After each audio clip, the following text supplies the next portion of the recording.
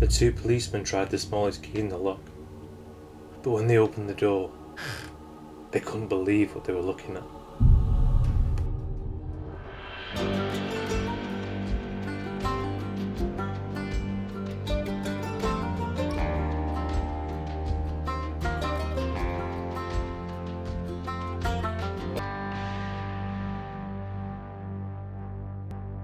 The long days are fading, and the dark nights are settling in. We're heading to the creepier time of the year, and much of Halloween's traditions are deeply rooted in folklore and dark true stories. And this is possibly one of the darkest stories I have done. Like any old town or city in the British Isles, there is no shortage of murders and terrible tales. In Manchester's long history, many of the historic buildings and streets in Manchester that you walk unknowingly echo with tales of the past, and more often than not, it's truly unsettling, even terrifying. One such story from the city's past concerns the murder of estate agent Evan Mellor. On the 16th of May, 1862, the clock chimed 9 o'clock in the morning. William Robert Taylor moved uneasily in his chair. He was accompanied by his wife Martha, but she seemed lost in thought. They had arrived at the offices of Evan Mellor on King Street in the centre of Manchester, and had hung around waiting outside the shop until they were welcomed in by Mr. Mellor's son, who said, "My father isn't in just now, but please wait, he won't be long." So Mr. and Mrs. Taylor sat down and waited patiently for him to return. 10 minutes passed, and the door opened and in walked Evan Mellor, closing the door behind him. As he turned, Mr. Taylor stood to his full height. Evan greeted his visitors with a bright "Good morning, Mr. Taylor," which was quickly followed by an alarmed "Oh, Mr. Taylor." The two men stood looking at each other just for a moment, and then Mr. Taylor threw open his jacket and pulled out a 10-inch butcher's knife. Mr. Taylor looked over at Mellor's son. "Away with you, lad," he said, and the boy spun on his heels and ran. Mr. Taylor then launched a frenzied attack on the estate agent. There was an almighty crash, and John Hooley, a cellarman who had just come from his duties down below, when he heard a noise that sounded like someone falling downstairs. On coming up the stairs, John found a blood-soaked Mr. Mellor lying on his back on the floor. He had been stabbed repeatedly in the chest. Not thinking of any danger, Mr. Hooley dropped to his knees, taking hold of the dying estate agent and propping up his head in the crook of his elbow. Then William and Martha Taylor stood over them. Mr. Taylor, brandishing a revolver, slowly raised his arm, aimed at the stricken victim's head, and fired. But Mr. Taylor missed, and the shot passed through Mr. Hooley's arm, causing Mr. Mellor's body to fall from his grasp. Lowering the gun calmly, Taylor said to the injured Mr. Hooley, "You'll have to go to the infirmary." And with that, the couple turned and fled the shop, and the police were alerted. Mellor was hurried to the infirmary, where he was pronounced dead. Mr. Taylor and his wife handed themselves into the local police station, with Mr. Taylor still holding the revolver.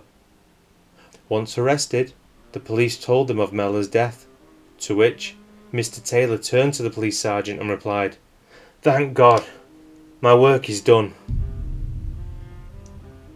At the police station, Mr. Taylor handed over a set of 3 keys to his house and told the officers that they would find something there. When they arrived at Taylor's home, 5 Britannia buildings on Bury New Road, in the shadow of Strangeways Prison, they found the house had been vandalised. 2 police officers let themselves inside the building. They slowly searched the property, making their way up the wooden stairs and on to the back bedroom. They turned the lock with the smallest key. Nothing could prepare the officers for what they would find on the other side of the door. In the bedroom, lying side by side on the floor, the bodies of the Taylors' 3 children. Their hair had been neatly brushed, and they had been laid out. Each had a clean white nightgown on. and there were black ribbons around their waist, necks, and wrists. Each child had a piece of paper on their chest, and on one side was their names and ages. Mary Ann Taylor, 12 years old. Hannah Maria Taylor, 8 years old. William Robert Taylor, 5 years old.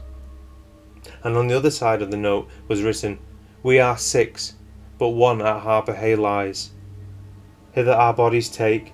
Mellor and son are our cruel murderers, but God and our loving parents will avenge us. Love rules here.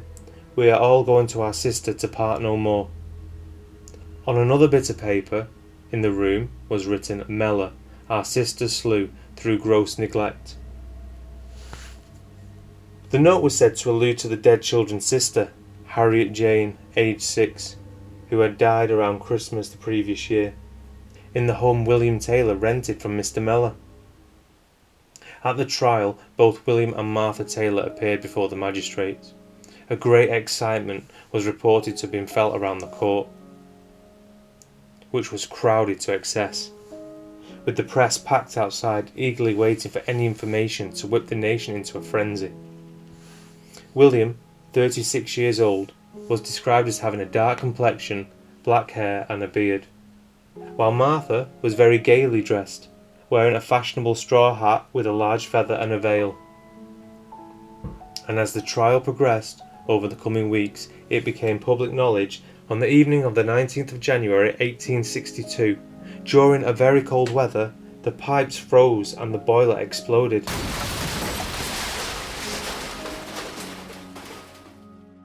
Taylor's 6-year-old daughter, Harriet Jane, had been sitting in front of it and was struck by a grate thrown across the kitchen, and she was badly scalded.